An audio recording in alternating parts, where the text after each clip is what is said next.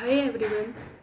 Today is my third day of 90 days challenge of spoken English, and today I will tell you that what are the things I do for improving my spoken English. Okay, so the first thing is that like there are many things that I do for improving my English. So the first thing is that I okay, I'm telling you one thing, that I'm new on this platform, so it will be a bit difficult for me, like of course, like with a flow and with fluency, with perfect fluency. So that's why I'm a bit nervous, and somehow I feel hesitate also, but it's okay. Like, I'm not going to set the video and go away. No, it's not like that. I'm just start.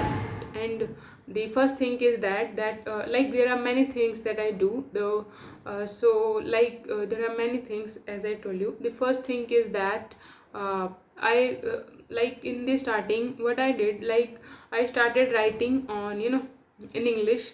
And first thing, before, like all the things, you have to do some things for habitual of English. Okay, then you have to make mindset, like you have to be make your thoughts in English, okay, in your mind, before speaking. Okay, like in the starting it will be bit difficult to make sentence in your mind, like in a fast way.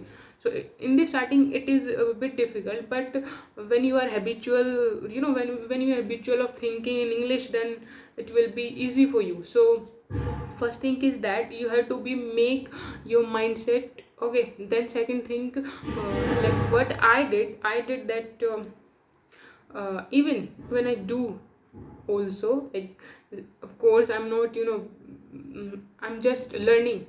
Okay, so that's why I'm still doing that part. So you have to be right. Okay, you have to be right your thoughts or other things, okay, in English. And okay, then second thing, you have to be listen. Okay, you have to be listen English videos, podcast. Okay, and the second thing is that you have to, if you can, like you can listen, you can listen and watch English movies. Okay, or you can listen all that news also. Okay, so these are the things. Means you have to be full, you have to be keep full your surrounding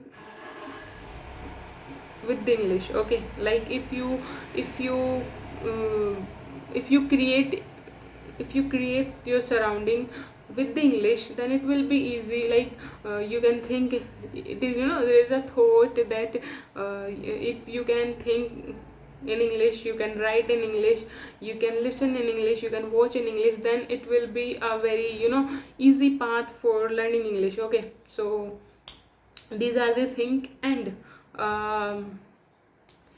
okay, so means these are the thing. And I, like, after habitual of English, I'm doing one thing also. Okay, like I started practicing with strangers by speaking English. So it will be like, of course it is the very next step after after habitual of English. But in the starting, you have to be like you have to make yourself comfortable with the English. And don't be don't feel fear, like how you can, how you can be habitual. Even in the starting, every fresher, like if I talk about myself, in the starting I feel very hesitated. Okay, but now and not be think that you whenever you start your speaking part, and maybe you use wrong sentences, it's okay. It's just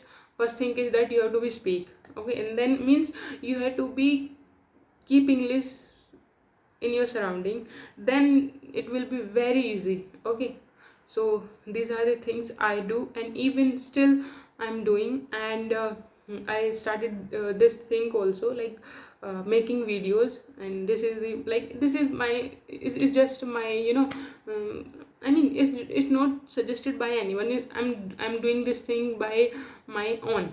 Okay, that's it. And means I'm just thinking that, like, if I can start speaking English, then anyone can, because it is my biggest fear. But now it will be easy. I mean, of course, we are not mm, supposed to be, very very good in English, but we can try now. So if I can try, then you can also. Okay, then, uh, bye.